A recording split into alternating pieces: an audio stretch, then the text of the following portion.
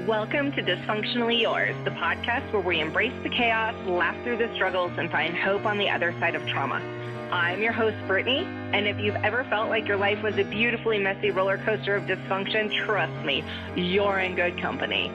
Here, we'll have real, raw, and sometimes ridiculous conversations about mental health, relationships, and healing, because let's be honest, life isn't always pretty, but that doesn't mean we can't come out of it stronger and maybe even smiling.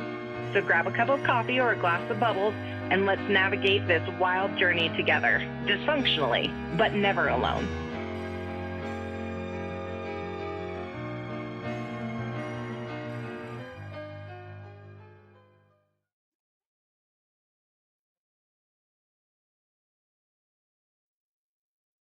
Welcome back, friends, to another episode of Dysfunctionally Yours, and I'm your host, Brittany. Welcome back. So much fun. How did we love the boundary episode? I love it because boundaries are so important. But I know people are like, boundaries what? Boundaries why? So I'm curious, how did that sit? Anyways, before we jump into episode 2 of More Boundaries, I had a thought, right? I had a thought this morning while I was walking my dog because you know how they say that pets resemble their owners, right? Like if you think back to 101 Dalmatians, all of the pets looked like their owners. And so whenever I go and I'm like describing Sweetie to people, I'm like, am I describing my dog or am I describing moi? Right? Because she is like so sweet, but she's also so guarded. She's so anxious. She has so much anxiety in her little body that I'm just like, girl, it's okay if you chill. It's okay if you chill out. And sometimes she does. She's actually right next to me. Very chill, very calm right now. She's very cutesy and demure. But like this morning, I took her for a walk, and I will say I got a new brush for her, and the brushing has been a task for this dog, right? I got her from the pound. She clearly was not treated very nicely. And so to brush her is really kind of tricky. We've come a long way. She used to bite me and attack me whenever I would brush her, and she would like pee all over the place. Like she really just did not like being brushed at all. And so we have come a long way. She will let me brush her. But it's a challenge sometimes. And when she's done, she's done. So anyways, I got this new brush because that's also played a big role in like getting her to be okay with the brush. We've tried lots of different brushes to get her acclimated to it, to where, you know, some of the brushes that she was okay with, they didn't really do much, but it was like getting used to that motion and that feeling on her body that it was okay. And so anyways, like we are now into the world of like being able to use a useful brush. She has like this beautiful long hair that is everywhere. And so we don't love that. We don't love that journey for me or the vacuum or anything like that. Also, look at this kitten. Look at her. Um Anyways, and so we have a new brush. And so today on the walk, like since we've gotten this new brush, she does seem to like this brush. It must feel sort of like my nails whenever I scratch her. So I think she's like kind of okay with it. So I've been taking it out on the walks with her in the morning so that this hair goes, what I don't gather to go into the trash can, that it goes off into the, I don't know, maybe a hawk is going to use it for their nest. I don't know where it goes. Or maybe it will lure my little baby kitten back home who is still missing. We hate that journey. So anyways, I am brushing my dog and all is going well. All is going fine. I get down to her, like her haunches. Is that what they're called? Haunches? Like her hind legs. And this dog yelps like in the most freaking dramatic way possible. This dog is like, "Arr!" Girl, I did not hurt you. I absolutely did not hurt you. So, that was my sign that brush time was over. But when I say dogs resemble their owners, my dog is incredibly anxious. Hi, me too. And my dog is incredibly dramatic. Hi, me too. And my dog is a little bit guarded, less so than she used to be, and she does like who she likes. So again, hi, me too. But when she knows you, she's so sweet. She's a sweetie. Oh. And hi, me too. So that is my conversation about dogs. Also, my best friend sent me a clip, like a video of the most god awful, crazy looking fish ever. It's called a telescope fish. And it's one of those sea creatures. And we all know that the wildest looking creatures live in the sea. And, but it's also with the world of AI right now, it's really hard to determine like what's real, what's not real. Is this fish real? I didn't know. So I went on a rabbit hole. To look into this telescope fish. I cannot pronounce its actual like genus name, but broke down, its genus name means giant tail. This fish is like 3/4 of the way tail. So there's that. Now you know.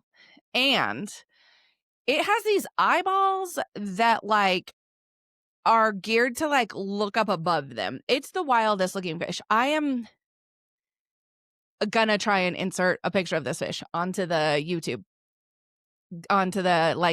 version of this. But this fish is wild looking. So naturally, I'm like, I don't know if this fish is real. It is real. It has a genus name, a very scientific name, right? What I pulled out about this fish, though, and it is the wildest thing, it has like these translucent needle teeth. Like it looks like something out of a cartoon horror movie. But it has like these translucent sharp, long needle teeth. It lives approximately 200 meters and below. So like if you're out in the ocean, it's not the fish that's going to come bite your ankles. But I don't know. I guess if you're scuba diving, it might. Anyways, the thing that I found the most interesting about this fish was not the way that it looked, because it looks wild. It looks fake. The way is that, what is the way that it mates? And I have other thoughts about this, but this particular fish, the way that it mates, the sperms, like the little fish sperms and the little fish eggs, they're just released from this fish's body to float around into the abyss, like Charlie on the Chocolate Factory particles just floating in the sky, hoping to intercept one another and to make more fish. And somehow it works because there are these fish. These fish do exist and they are not extinct. So, like, the thing that's wild to me about all of this is like animals mate in some of the craziest ways, right? Like I don't want to say fascinated by it because I don't put a ton of thought and effort into it, but the random mating facts that I know about animals, I mentioned I know a lot of weird shit about animals. The random mating facts that I know about animals is wild. And I'm like, why do humans do it the laziest way possible? Like you are in public and you're like, hey girl, what's your sign? And somehow babies are made. So, somehow babies are made. I don't understand that. Meanwhile, you have a lanternfish. Nope, wrong fish. You have a telescope fish whose sperm and eggs just float around particle style and then intercept one another. They find one another and then they have babies. You have praying mantis who mate and then they rip their partner's head off. And people go into this knowingly, willingly. Stingrays, they jump into the sky and belly flop down. Like, talk about a sacrifice. That sounds incredibly painful. But like, no, humans were like, let me put on my scantily clad outfit and look so cute. And let me go and be like, hey girl, can I buy you a drink? And poof, babies. Babies. Make it make sense. We are lazy. We are lazy, a lazy species. Anyways, enough about that, right? You're like, Brittany, seriously? Anyways. All right, so my ache and relief of the week is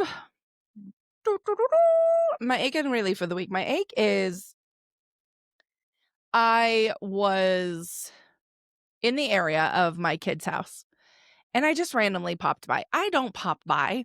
I ask permission. I don't show up unannounced. It's not really a thing that I do. But I did this day. Like, I was literally just found myself driving by their house and I didn't realize that's where I was. And I was like, oh, let me just swing by. Of course, they didn't answer the door. I text them afterwards and I'm like, hey, I stopped by. I love you. I hope everything is good. And I was like, I mean, I know you're okay because I heard you get the dog. Like, I heard them on the other side of the door. And then my youngest, of course, is like, this wouldn't happen if you text and let us know you were coming over, then we could be on the lookout for you. And me, because I'm in my like little sad hurt mom feelings, I'm like, yeah, sorry for thinking of you and stopping by. My bad. What a petty bitch. Like petty mom shit. I think the pettiest that I ever am is probably with my children. Like I was sad. I was saddened that they didn't open the door.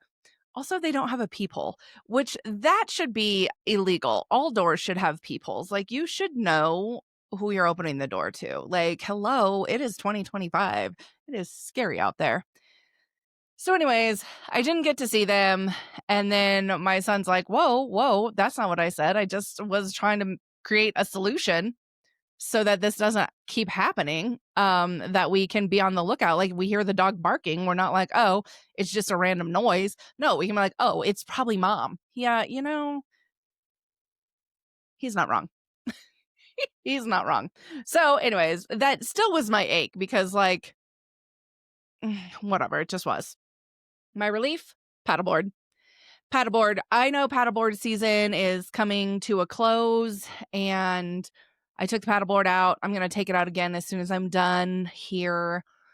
Just trying to get some of that like last little bit of summer in. Fortunately, it stays warm and toasty in Denver till like, I don't know, October. So I should have a few more paddleboard activities. So that's my relief. All right. I hope you all had a great week. What did you guys do for Labor Day? Anything amazing? All right. So we are back. Guess who's back? Back again. We are back for part 2 of our boundaries. Part 2 of the boundaries. So last episode, we talked about what boundaries were and why we need them, right? Boundaries are, not impenetrable. Boundaries are flexible. Boundaries are needed to help with our anxiety, our mental health, our autonomy, our independence, all of those types of things, right? So we know those things now. And now that we know what the boundaries are, it's important to remember that they are not the petty, mean girl, mean boy walls, but that they are the doors that you have the key for, that you can open and close, that lead us to healthier boundaries. Healthier boundaries, duh, that lead us to healthier relationships. And ultimately, that is the goal, right? Like, we are constantly on this journey to have healthy, impactful, pertinent relationships that bring meaning and joy and impact in a positive way to our lives. So let's talk about how to set those boundaries without isolating yourself or without sounding like this like robot or like HR is calling your friend to say no or whatever, right? Um, so first, first things first, I'm the realist. Music is all up in my head today. First, you have to be able to spot the need for a boundary. Like, why is a boundary needed? And is a boundary, more importantly, is a boundary needed in this particular circumstance, in this particular moment, in this particular situation, relationship, blah, blah, blah, right? So identify if it's needed. And some telltale signs that a boundary is needed, like maybe you thought you were just being kind and generous and things like that, but a telltale sign that a boundary is needed is when you start to feel resentful. When you start to feel burnt out day in and day out, or like I don't want to answer the phone to this person anymore, or when you feel like this low-key rage every time somebody calls and is like, "Hey, question." Instant rage, right? These are huge, huge, huge warning signs. Like, warning, warning, warning, warning, because this is your mind and your body being like, something is wrong. We are like, I'm over this. I'm over this and I can't do it anymore. And like, it's causing nasty, negative feelings in you. And that should never be where we are, right? Somebody asking for help or living their life the way that they need to live it should not be causing you to be resentful or to like feel random rage against them. Like, that's actually not what anybody's intentions are, right? I doubt that the average human being is calling you up being like, "You know what? I know how to piss Brittany off today. Let me ask her to help me move. Let's see if I can make her turn red and start throwing dishes." No, that's not what we're doing here. There's also physical signs that you need to set some boundaries, and those we talked last week about, like anxiety. So when you get this anxiety spike, when you see your phone ring or a text come through and it's like immediate dread, immediate like, "Oh fuck." Um like that's not good. There is a problem there and you need to get to the root of it. Like, can that person not be a friend anymore? Why is it that you are dreading their call? Are you willing to cut ties with that? Like, I don't know. Can a conversation be had? Like, I don't know the reason. I know the reason I feel that way when certain people call me. But like, that's not good. Or whenever you're constantly being like, ugh, under your breath every time. Like, ugh, not again. Ugh, why? Right? So those are things. Those are like these big like ding ding ding ding, please set a boundary, please set a boundary. Your brain is telling you to take care of yourself here. Your brain is saying, please protect us. Protect us right now. We don't like what's going on. So in those moments, you can ask yourself, like, am I saying yes to this because it's something I actually want to do? Or am I saying yes to this because I'm afraid of the outcome, or I'm afraid of the repercussions, or I'm afraid of your response if I don't?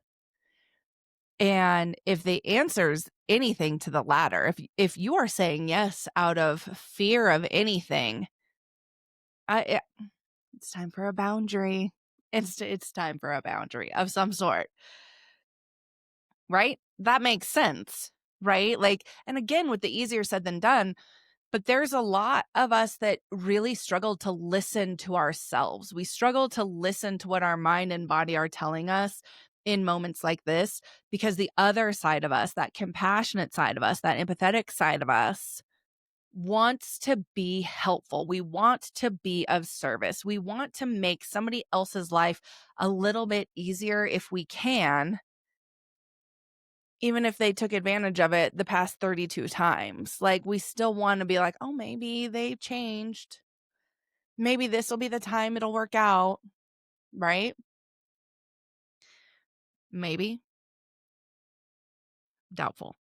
So, with all that, how do we set those boundary limits? And this is going to be where it's really hard because the answer is keep it short. And we have a hard time with that. But keep it short and keep it human. I think the most important part of this is to know that no is a complete sentence. It really is. It really is. You do not have to over explain yourself in any situation. Hey, can somebody move into your house right now? It would really help them out. You don't have to go and be like, no, that actually doesn't work for me because of this and this. And no, I don't really think this is a good time for me because of that and that and that. And I did maybe a different time, but like this and this. And like whenever you start making all of these long, long, long explanations, what you're doing is inviting somebody to become the problem solver. You are inviting them to be like, oh, well, we can work around that. We can just change the time. Oh, you're not available until 11. We can move it till 11. Oh, that doesn't work for you. Like we can modify this. And it's like, okay, you weren't opening the door for modifications, for problem solving. Your response was no. So if you just come out and you're like, no, that doesn't really work for me. That's okay. Like that's okay. That's an acceptable answer that people need to work with. Or being able to say, I can't do that tonight, but I'd love to next time. Right? Because sometimes it's not no forever. It's just no for right now. Hey, do you want to go catch a movie with me? But you know that you had a really long week and you don't really have the bandwidth or the capacity to do it. You're like, no, I can't do that tonight, but I would love to next time. That's not, yes, you're telling somebody no, not right now, but like, you're protecting your peace and your time, and you're letting them know, like, hey, thanks for the offer. Let's circle back to that. I want to do that. Now is just not great for me. Right. And it didn't open a door or a window for anybody to try and problem solve or find a different solution. It was just like, okay, next time I'll check in with you next time. And that's okay. That's okay. I actually went to this, we have this spooky coffee shop. It's open all the time, but it's like horror movie themed. And so I went to this coffee shop and I had invited a couple of my girlfriends just cuz I knew that they fuck with that kind of shit. And so, it was like, "Hey, you want to go?" One of them was like, "Yeah, no, was like, "Yeah, maybe. Maybe." And then when I checked back in was like, "No, I actually have my daughter until 4. Um so I can't this time." Cool. Okay. And the other was like, "No, I'm in the middle of something right now, but I would love to next time." Okay, cool. Like that, like there was no like explain yourself. There was no I'll just do it later. There was no like guilt trip in why you didn't come or why you weren't able to like drop what you were doing to come get a cup of coffee with me. It's fine. I put the invite out there because I was thinking of my friends and they said no, and that's okay. So Um, we need to get better at being able to do that and not feel like we always owe somebody an explanation because we don't. Ah, we don't. I think the important thing to take away from all of that is that you just need to keep it like you can keep it warm and clear, right? You don't have to be bitchy or harsh or cold or rude about it, but you don't have to over explain anything. And you can make that no work for you, right? If you're not that super direct person that you're like, no, that doesn't work, then okay, you can soften it up a little bit. Like maybe you're super funny. Maybe you're like this very funny person and you're like, "No, girl, I can't go do that because I'm actually not funny." So I don't know. I don't have an example. No, I can't do that. I don't have the bandwidth or else I'll like short circuit like my outdated iPhone does every other day, right? Like um but you can be soft and you can be true and authentic to yourself and just being like, I don't have the bandwidth for that. No, thank you. Thanks for the invite. Maybe next time. It is so important to know that you don't need to give an entire monologue to saying no. Don't do that.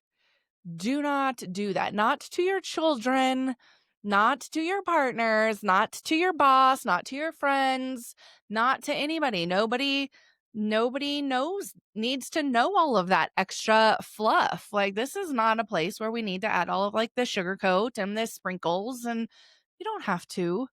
You don't have to justify yourself at all. And I think it's important to also like not go into robot mode. I mean, I guess if you're at work, you're probably using work terms like, unfortunately, and at this time I can't. But when you're enforcing these types of boundaries in your personal life, you don't have to. And frankly, I would recommend not doing that at all, to be like unfortunately or at this time. Like, okay, so at a different time will you do it? Um, you know, don't do that. Don't use like robot type terms. Don't talk to your friends and your people like you're responding like Siri or Alexa or something like that. Just be authentic to you. Be the person that the people you're talking to know. They know you, you know them, most likely. Like, be true to that. And that's all it's gonna take. And I will say, I'm not gonna it's gonna be it's not gonna be the first or the last time I say it, but like, if people can't respect your boundaries, fuck them. Fuck them. If people can't respect your boundaries, if people can't respect your no, then that's okay. You don't have to keep them around. Like, that's respect. If people can't respect that you are taking care of yourself, you don't need to keep them around in any way, shape, or form. And I think some of those things are tricky, right? Because it's not as easy. It's not always a boundary of like, can I help you move? It's not always a boundary of, can you babysit my dog while I'm out of town? Sometimes it's a lot bigger that we're setting these boundaries, right? Last episode, I mentioned like how I have to have all of these boundaries within my world because of the drug use that people have that I won't tolerate. I also know that after my brother, prior to my brother passing away, I did a lot of work for suicide advocacy and awareness. I worked a lot with teenagers. That was really kind of my zhuzh. I loved it so much. And then after Chase died, I was like, I cannot do this anymore. This is something that I am incapable of doing now and maybe forever. And there was no questions asked. There was nobody being like, well, when do you think? It was just like, okay, yeah, yes. Okay. We will respect that, and we will kind of realign where you need to be. And that is a good thing. So like, I understand that sometimes boundaries can be much bigger, much, much, much bigger. But you have to be aware of what they are and how to advocate for yourself, because nobody else is going to advocate for you, you know? Um, so just keep that in mind. Keep that in mind. Like, we're not just talking about little baby boundaries like these rules, these ideas, these concepts, they are for like little baby boundaries and also great big boundaries and how that impacts us. So, anyways, another way that sometimes we over explain, like that's our way of doing it, and that's never a positive way to try and enforce a boundary. The other thing we do is we like ghost the situation, right? We just go silent on it. Like, maybe it'll just go away. Maybe if I don't answer, it'll just go away. And this is basically you hiding. This is basically you hiding from the situation, avoiding the situation. And usually it is out of a fear, right? It's out of a fear of the response. It's out of fear of hurting somebody's feelings. It's out of fear of, whatever residual consequences are that we just don't want to deal with that, right?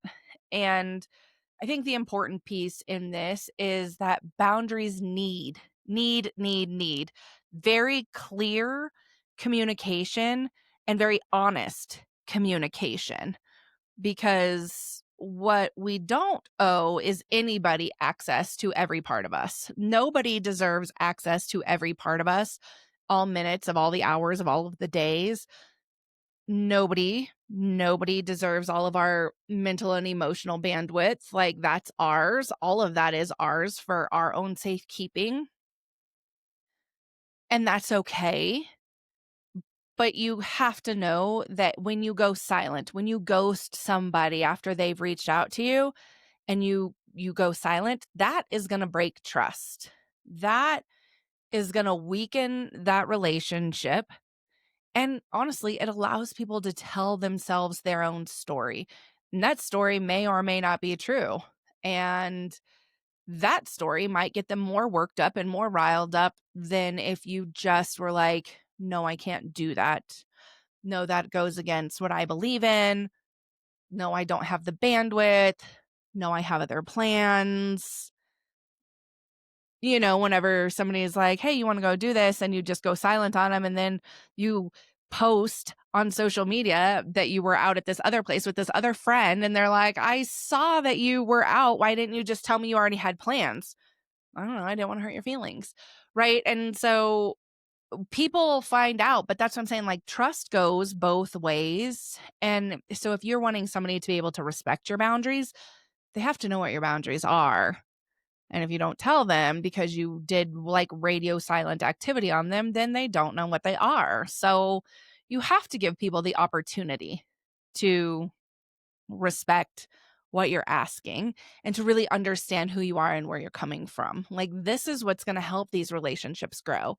We talked about it last time. Like, yes, it's going to prove your independence. It's going to improve your identity, but it's also going to improve, like we said at the beginning, these healthy relationships. And ultimately, that is the goal, is to have healthy relationships.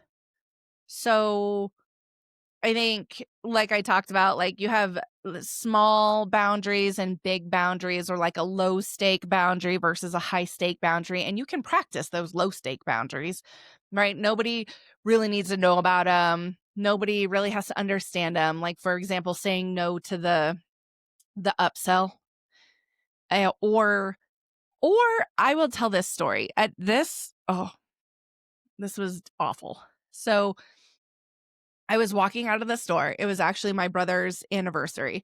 And I was walking out of the store from getting him flowers. And I was on my way to the cemetery. And these people from like the National Park Foundation or something were standing outside the store, and they were selling something. They were selling like packages to help national forest preservation, or to educating kids in the school about the animals and the trees, or I don't know. I was in this very like sad, broken, vulnerable state. And so I just stood there and listened to this guy give his spiel. Full transparency. Anybody that can give me a spiel, I feel the need to listen to them do it. I don't know why. I just would. I know how I would be in sales, and I would be terrible. The level of rejection that I would feel, I would go home and cry in a ball every day. So because of that, I just feel the need to allow people to give their spiel. And I don't ever just like walk away. I have such a hard time doing it. So anyways, and on like my most vulnerable day of the year, I just sit there and I listen to this guy do all the things.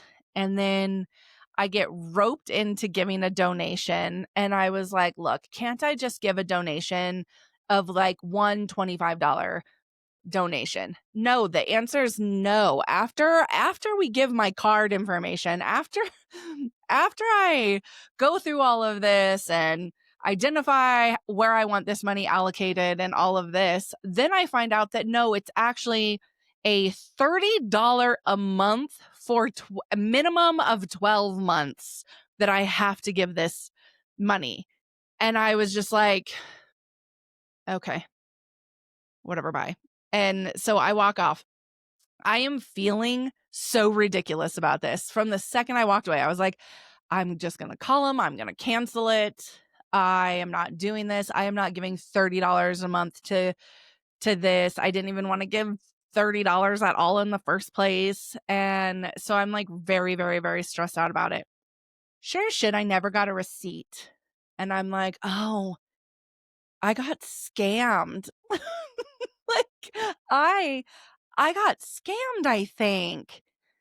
And within 2 days, my bank card is compromised. And I'm like, "Oh, I did get scammed." And so that's how I ended up with no bank card for, like, almost the entire month of July. Like, because of that, which is actually it maybe was it was a week, but it felt like an entire month of July. And that was so wild. If only I could have just said no. So that is a low stake. I could have practiced. That is where I could practice boundaries, low stake situations like that. Um, Also, like, I set small boundaries for yourself. No phones at the dinner table, and then follow that. Like, okay, I'm sitting down eating dinner with my family. I'm not going to look at my phone. Some people are great at it. Some people aren't. Do that, right? Do that. Um, and get good at that. You can also, like, whenever you're talking to somebody, be like, I can't really talk right now, but I'll call you back later. And call them back. Again, we're working on building trust both ways, but also getting your needs met in the process. Like, you know, that's important. Nobody's going to get mad. And if it's an emergency, somebody's going to be like, hold on. This is an emergency. I need you to rush me to the hospital. Oh, okay. They probably started out that way, but okay. Doing this, practicing these things, these small things, these low stake things, they're going to help you build like that boundary, like muscle, that ability, so that it's easier for those high stake situations. And you're also learning how to listen to yourself, listen to your body, listen to your feelings, your emotions, your brain. You're listening to you, and you're practicing getting what you need, whether that's mentally or physically or emotionally, financially, whatever, you know. I asked on a poll, we love polls. I asked on a poll, what was one boundary you wish more people respected? And like the top two were finances and time. And I'm like, yes, time. People don't respect time enough. People don't realize how valuable our time is. And we really should. Like, if you're giving each other the time, like, it's for a reason. So, um, we need to get better at it. We need to practice. And you sometimes just start with the small things and it gets easier for the big things. And that is for all parties, right? Families, bosses, romantic partners, children, like I said. And in order to do this, you have to change your mindset. Like, you have to like be in your own brain, and you have to change this, like, oh, well, I just want to help out. I just want to help out. Oh, I don't want them to be mad at me. I don't want them to be mad at me. Like, I'll deal with it even if they're mad. Like, no. You have to change your mindset, and you have to remember that you are not responsible for somebody else's feelings about your boundaries. They don't have to like them. They don't have to understand them. They don't have to do any of those things, right? I've talked about it, like with my family and like the drugs. People are like, you're overreacting about that. It doesn't impact, your world. You don't have to say something about it every time. Yes, I do. Yes, I do. I do, because it does impact me. But also, you don't have to understand why my boundaries are the way that they are. Like, these are just my boundaries, and we have to respect them. And again, I said, like, at some point you make choices, like, okay, I just won't go around. If I can't trust somebody to respect my boundaries, I just won't go around. That's okay. And so you make decisions based on whether people respect your boundaries or not. No is a complete sentence. No is a complete sentence. And when you don't have all the other words, no means no. No is a complete sentence. I talked a lot about failure to enforce boundaries can lead to a lot of resentment. And I think it's really, really, really important to understand that um once something is brought up, it doesn't just get buried, right? It doesn't just go away. And so it's going to continue to resurface. It's going to continue to get brought back up until you actually handle it. So it's important to understand that it's going to keep coming back until you deal with it effectively and appropriately. Boundaries don't equal rejection. So to be like, I don't want to hurt their feelings. I don't want them to feel like I don't care about them, blah, blah, blah, blah, blah. Boundaries don't equal rejection at all. They equal clarity. They are clear, and clear is kind. When people know what you expect of them or what you need for you or what you need for them, they have something to work within, and you guys get to then work on those healthier boundaries instead of just guessing. We don't need to just guess what other people want or need. So keep in mind, remember that, for all of my people pleasers that don't want to hurt anything, boundaries don't mean rejection. It's okay. So much about boundaries, right? And also, lastly, your worth isn't tied to being endlessly available, right? At work, you don't have to be endlessly available. You don't have to be the person that's like, I got it. I'll cover it. I'll do it. I'll do it. I'll do it. I'll pick up that shift. I'll step in. You don't have to. You don't have to be endlessly available. You're allowed to have your own life. You're allowed to be your own person. You're allowed to say no. You're allowed to enjoy your time. Same with parents. You don't have to be endlessly available to your children, right? They have other friends. They have other family members. The goal is teaching them to have other supports as well. You're allowed to have bedtimes. That's a boundary so that you and dad can have alone time after the kids go to bed. You don't want them staying up all night long and then going to bed when you go to bed and then waking up when you wake up. You don't get a moment of peace. You don't get a moment of solitude. You don't get a moment to just, I don't know, be with your partner. So set boundaries. These are bedtimes are boundaries. Set boundaries for all of these things. You don't have to be endlessly available to everything and everyone all of the time. And I know that all of this is very messy and it's very uncomfortable. And saying no, listening to kids cry whenever you put them to bed and they want to stay up with you, it's very uncomfortable. It pulls at your heartstrings. It can make you very sad. It makes you feel all kinds of feelings on the other side, but guess what? You'll survive. You'll survive. And once that kiddo finally goes to sleep and you finally get that moment of peace to go watch your favorite scary movie or, throw sperms and eggs into the atmosphere, then you'll be happier too. You'll be happier too. You will be happy that you set that boundary, even if it was hard in the first place. So they are all survivable and they are there to help you be better and to help those relationships be better and stronger and healthier. Right? Right. So, next week we will wrap up the boundary series and we'll talk about what happens when you finally set a boundary and someone loses their mind, because it's going to happen, right? And that's where we're going to go with the pushback, with the guilt, with the, how do we hold the line on that whenever people react in a way that we weren't necessarily ready or open to. So until then, tune in next week. What am I doing? And with that,